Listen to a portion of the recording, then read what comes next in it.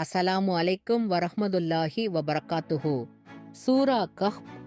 உள்ளம் பிரகாசமடைய, துன்பம் அகல, பெருவியாதி குஷ்டம் அம்மை முதலிய கொடிய நோய்கள் அணுகாதிருக்க, சூனியம் தாக்காமல் இருக்க, இறை மன்னிப்பு பெற, இம்மையிலும் மறுமையிலும் வெற்றி பெற, எப்பொழுதும் மூக்கிலிருந்து சளி வந்து தும்மல் போட்டுக் கொண்டிருப்பது அகல, கடன் நீங்க, வருமானம் பெருக, கப்ரின் துன்பம் நீங்க, வறுமை கடன் நீங்க, நாய் கடிக்காதிருக்க, குறித்த நேரத்தில் உறக்கத்திலிருந்து விழிக்க, பித்னாவை விட்டு காவல் பெற வீடும், வீட்டிலுள்ளோரும் பலன் பெற, வளம் பெற,